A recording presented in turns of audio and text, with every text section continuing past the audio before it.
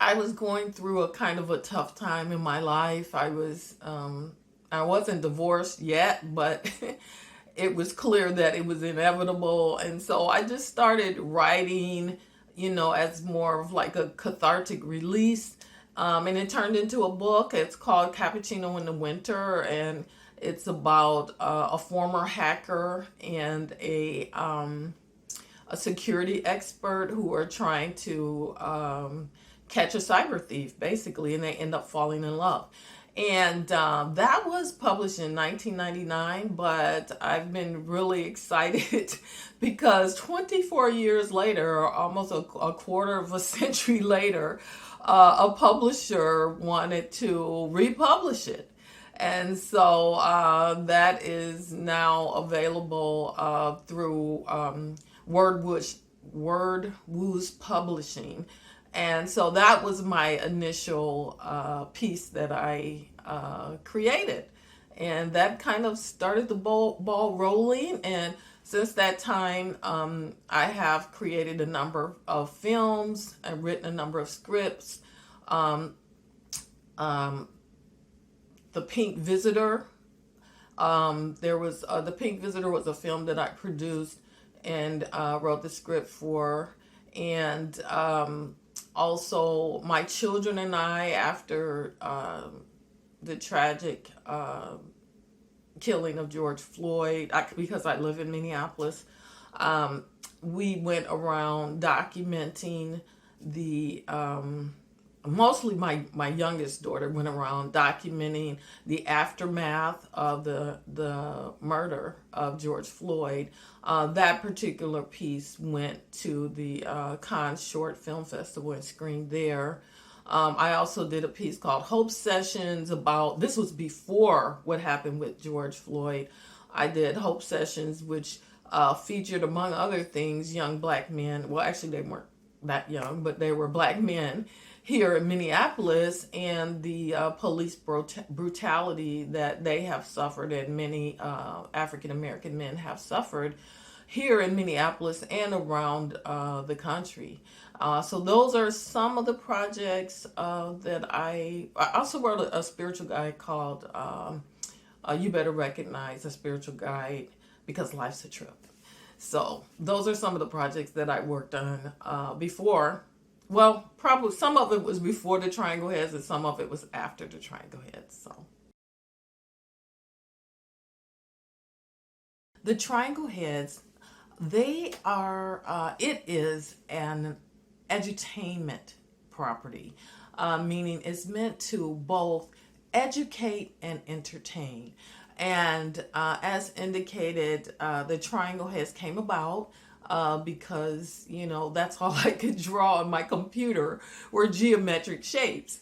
And so but from that came the heart heads, the circle heads, the diamond heads, the crescent heads, and the circle heads. And they go on these adventures, and as I said, it's very important. It was very important for me to take my children around the world so they can see that the world is a really, really big place. And so, while at the same time, teaching young children about geometric shapes, teaching them about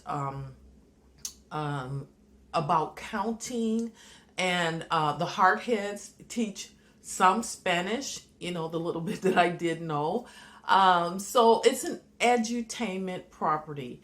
And people really seem to like it, and children are, whenever I play it, children are always engaged. They're in the in the television like this looking. And, I just really hope that at some point that someone can take it further, because I'm not an animator. I own the IP, and I'm the writer, and I do have probably 6 or 7, maybe 8 scripts already ready to go. But getting it into the right hands, getting it to the right people, it can be challenging. And but the Triangleheads, the project itself is an edutainment property. And I think that it does do a good job about both educating children and entertaining them at the same time. Well, the newer ones, my absolute favorite is Soul. That is my number one favorite. But I also liked Finding Nemo. I liked The Incredibles. And if we're going to go back, in the day, I watched Speed Racer all the time. I loved Speed Racer. And I liked the Flintstones and the Jetsons. If I was given an ideal budget, um, the project that I would choose would be the Triangleheads because it's a great project, and I just don't know how to get it to the right people. At this point, I don't have a manager, so and it's really really a great property, and I just don't know. I mean, at this point, all I have is the pilot, which, doubles sometimes as a film, but it does show, the potential for the project. And so if I had the ideal budget, that would be the project that I would choose. Well, as I indicated, I have created and produced films before. I know how to create and adhere to a budget. I know how to seek and cast good talent, and I have a lot of talent contacts because I am an actor as well. And I also know how to put a termination clause in a contract if I don't like what's going on. Honestly, the hardest part was it's not really making the triangle heads because you know as I indicated, I'm a writer. I'm not an illustrator. I'm a writer, creator, and content developer. So I know how to hire an illustrator. That's not really the issue. And in fact, really, it's more of uh, a number of reasons why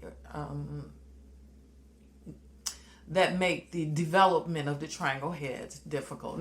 It's not even necessarily the development. I should say the full development, but really it's not knowing how to get your work to the right people. A lot of times, acquisition editors and acquisition departments are not necessarily in tune with what the people want, and so, for example, and I'm not just saying it about my work. I mean, for example, J.K. Rowling's Harry Potter was rejected numerous times. Can you imagine? Harry Potter was rejected so many times. Look at it now. And the same is true with Tyler Perry's Medea. He was rejected multiple times. And he was even homeless at one point.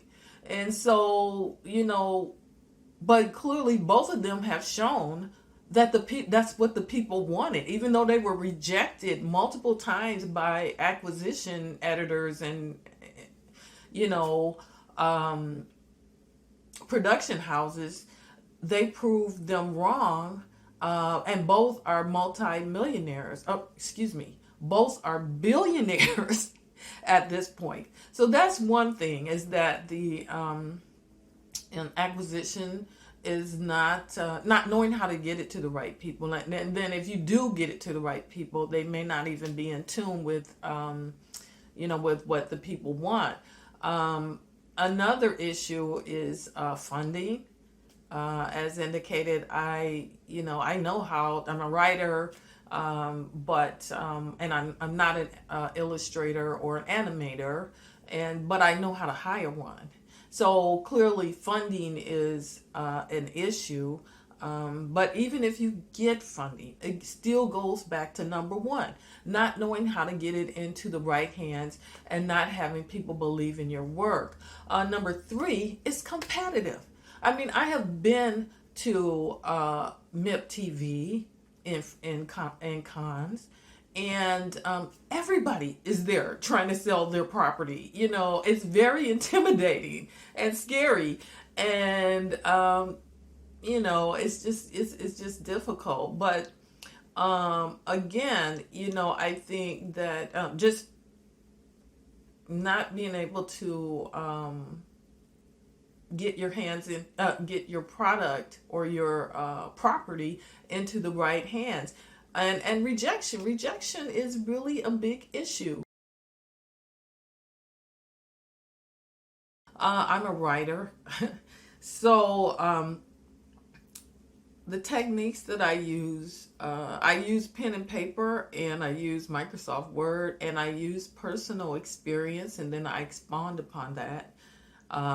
You know, like I did with the Triangleheads, where my daughter asked, "Where, you know, when are we going on our real vacation?" You know, so a lot of it comes from personal experience, and you know, the techniques that I use is research. You know, I didn't know a lot about Siamese twins, or I don't even know if I'm supposed to call them Siamese twins, but conjoined twins is more politically correct. So researching that, and I do depend heavily on research in terms of illustrations and animation. I hire other people to do that kind of work. My next work, which I'm always almost finished with, is also about twins, ironically. It's called Kushmir's Cadence, but it is a suspense novel. It's not animation. It's a suspense novel, and it's about two twins who communicate through something called cryptophasia. And I won't get too deep into that, but it's a novel. And as far as future things go in terms of animation, as I indicated, I do have two other animation projects that I've been working on, and that I have the framework for, and also a couple of images for. But I haven't taken them far because, you know, the Triangleheads is the project. That's the one, you know.